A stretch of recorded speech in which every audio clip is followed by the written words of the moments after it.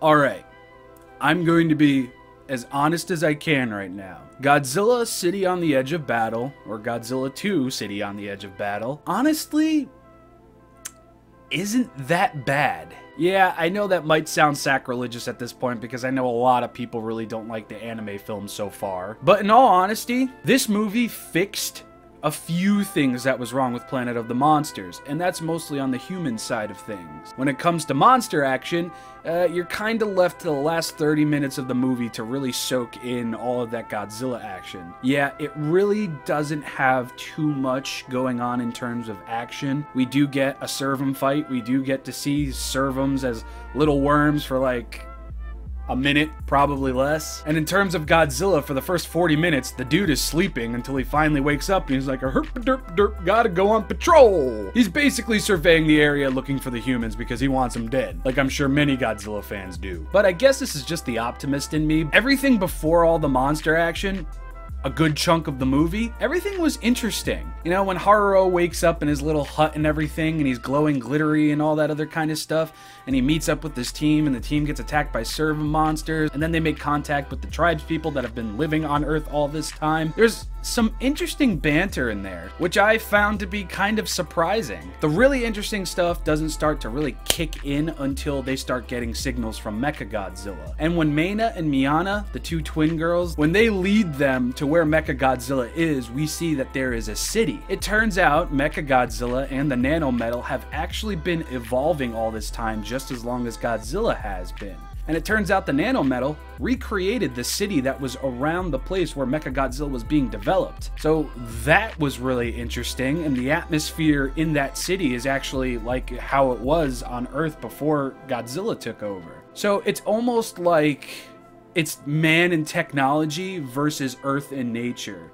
Because here we have an Earth that's completely overrun by everything Godzilla because Godzilla is the Prometheus. But we have this small little section that's still owned by man and nanometal. Now, of course, there's a whole bunch of bits in between all of this that really make sense to certain things that I'm saying, but I'm going to leave that out. Yes, there's going to be spoilers in this video, but I want to leave some things for you all to find out. So they find out nanometal's doing all this crazy stuff, and it's just interesting. It's not boring to me, because when I first heard the title City on the Edge of Battle, I thought two things. Okay, maybe it's the city underground where these people have been living, or maybe they've been using Mechagodzilla as a city. Turns out it's none of them. It's Mechagodzilla City. Yes, that's what it's called. Mechagodzilla City on the Edge of Battle. So Mechagodzilla not only manages to recreate an entire city around the place where he was being created, but when the humans get in there, they're able to create new mechs. They create the vultures, which are the brand new mechs there. They're creating weapons and supplies and everything. And then they're like, we have to locate Mechagodzilla. I'm like, oh shit, are we going to see Mechagodzilla?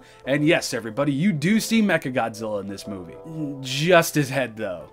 According to a piece of dialogue, that might be all that's left. So Mechagodzilla's technically in the movie. It's just his, head. And that is probably the most upsetting part about this movie. Not that like all the crazy stuff happens towards the end, just that Mechagodzilla is treated as a plot device and nothing more. He's not treated as a monster, he's treated as a home base, and that, it's just upsetting because Mechagodzilla's design is really cool, and I'm hoping that Mechagodzilla somehow manages to reconstruct a new body and he actually becomes somewhat of a player in the finale, in the third film, but yeah, that's the most upsetting part. You're not going to get Mechagodzilla in the way that we've been used to. But once Godzilla awakes and he starts going on patrol looking for these humans, that's when the tension really starts to build, and that's where I was really surprised. There are certain parts in this movie, especially in its finale,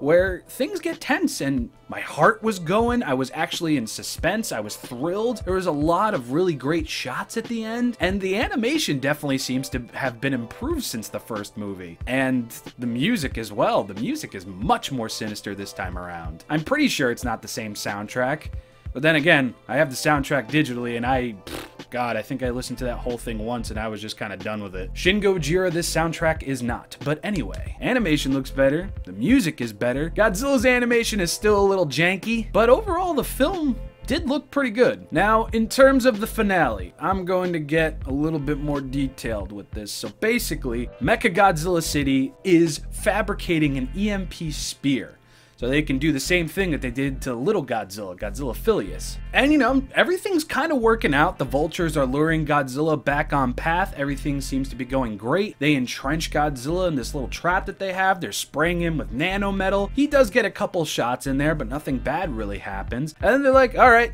the EMP spear is ready to go. Time to kick some ass. So they land a hit on Godzilla, and the plan looks like it works. But of course, we know there is going to be a third and final movie, so we know Godzilla ain't gonna die a second time in this series. So Godzilla's body pretty much absorbs the explosion, and he freezes in a very molten looking state. Godzilla kind of looks like burning Godzilla in a couple of shots and everything, and they're deciding, okay, what the heck do we do?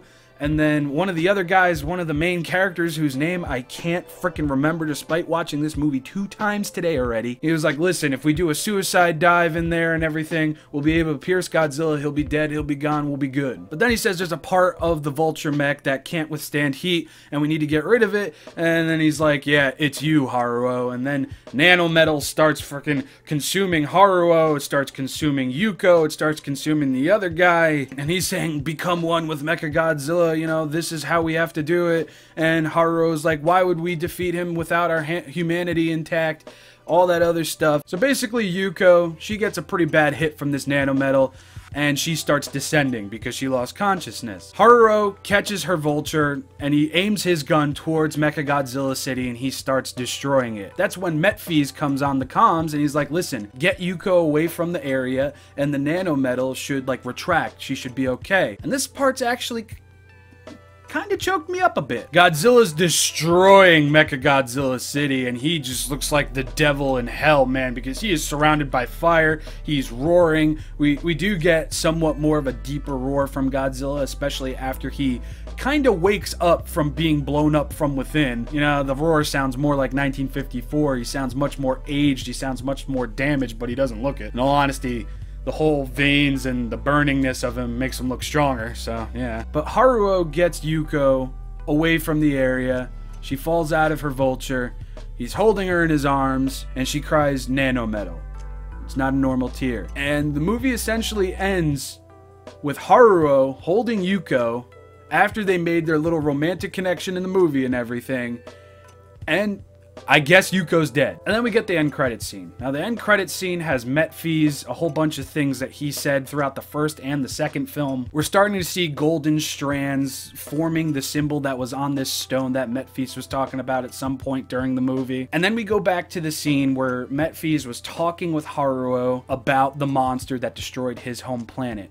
Now, when we originally see the scene, we don't hear what Metphys has to say to Haruo. But now, at the end credit scene, he leans in and he whispers to Haruo, Ghidorah. And the movie cuts to black, and that's it. So when it comes to the reveal that Ghidorah is going to be in the finale of these movies, he's going to be the main villain and everything, we already knew that. We found that out quite some time ago, and I'm a little upset that we did find out about that. I mean, it's cool that we know and everything, but I really, really wish that they just would have held off on that information. I really, really wish that we would have found out that it was Ghidorah by ourselves by watching the movie on Netflix. But, you know, with the release date so far apart and everything, it was bound to happen. I liked this movie. I'm surprised that I liked it, because last night I was going to stay up till 3 to watch this movie and get this review out early. But I was just so uninterested. Like, I was ready to watch it, but I just had a feeling it wasn't really going to do anything for me. And, you know, it really didn't help that Tom was saying, dude, you're probably not going to like it. He's like, I don't even like it. And then I'm watching it today. I'm like, you know what? It's actually a lot better than I thought. Yes, of course, it's not a core Godzilla movie. It's not a great Godzilla movie, but it's so much better than what I expected. This movie definitely outshines Planet of the Monsters. Yes, it still has some of the same problems going on, but characters are developed a lot more than they were in the first movie. With what little action that we have, we get a lot of great action in this movie. The only major complaint that I have is just Mechagodzilla basically being a respawn point, I guess. You know, Mechagodzilla is one of Godzilla's most popular foes. You know, Mechagodzilla has been in just as many movies as King Ghidorah has. And the fact that he's just relegated to being a head that fabricates stuff is stupid, but I do give Toho Animation and Polygon Pictures some credit. And again, we don't know if Mechagodzilla will be showing up in the finale, the final film, or not, so maybe it's all just a build. Somebody on Facebook actually said something that made a lot of sense to me, and that's, don't expect too much action in this movie. This is going to be the center point. This is where they're going to be building up characters so you give a crap about them. And whoever said that on Facebook was very, very right. Even though Yuko is bland potato waifu, I really did feel pretty sad when she died. I don't think she's dead, but if she is, props to Polygon Pictures and Toho Animation for killing off a main character. Yuko's dead, Mechagodzilla is just a head. Godzilla is more powerful now than we ever could have imagined. Again, the movie has its major flaws and problems, but I just enjoy it.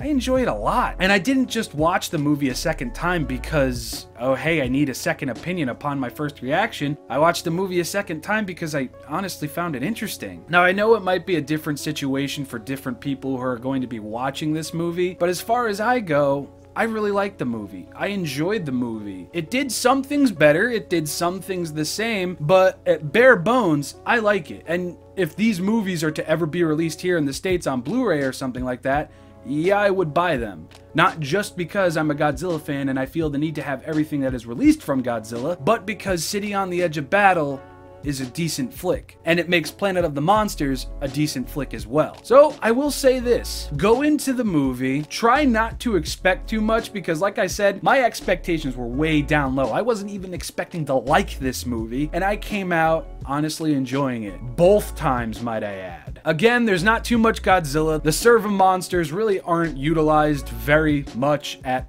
all. I feel like this building up is only going to make the third film better, because that's what the first movie was, that's what City on the Edge of Battle is. So if this third movie isn't freaking prime, don't ever do this again, Toho. Or better yet, keep this a TV show. I definitely feel like Godzilla Planet of the Monsters would have been much better fit for an episodic release instead of a 3-movie release, but Toho's trying to keep Godzilla alive in the downtime. I understand why they're doing that, completely understand, but you can definitely see the cracks in the resolve here. Again, City on the Edge of Battle isn't perfect. It is, by my eye and thought process, a much better film than Planet of the Monsters, but at the same time, if you're coming here for monster action and nothing more, you're not going to get it. You're going to get character drama, you're going to get character building, you are going to get the unmovable force problem, and you're going to get a pretty awesome finale with a hook to the third and final film. It's a little bit of the same, it's a little bit better. It does have its irky moments. I feel like some will definitely enjoy it. I mean, this is in no way a saving grace for the anime trilogy. Oh, no, no, no, no, no, no, no, no, no, no, no. I might like the movie, but it is in no way a saving grace. The saving grace for this trilogy will be the third and final movie. Well, at least I hope it'll be the third and final movie. That third and final movie ends with another freaking cliffhanger. No. No. Just give us 3 movies. Not 6, not 5, not 4. Okay, maybe 4. All I want to see come out of that third film is just all of this build up and a whole bunch of payoff. And figures. I need a Bandai Master Detail King Ghidorah figure when the third movie drops. I do. And I will order it. I will have it. But anyway, those are my thoughts and opinion on Godzilla City on the Edge of Battle. In the comment section below, why don't you sound off? Tell me how you felt about the movie. Why don't you tell me your favorite parts? If you have any, if you don't have any favorite parts, just tell me at the movie blue. Voice your opinion. You will be heard. You will be treated as an equal. But anyway, at the end of the day, we're all Godzilla friends. We're all technically family because we all love Godzilla. Not everybody needs to like this movie. Not everybody needs to hate this movie. Form your own opinion. Be your own person. And again, voice your opinions down in the comment section below. And let's just hope together, with a collective sigh, that the third and final movie is not only the third and final movie, but the third and final movie pays off for us. I have been Rob Reviews of Crazy Calyx. Hope you enjoyed this video, and I will see you all next time. Bye, everybody.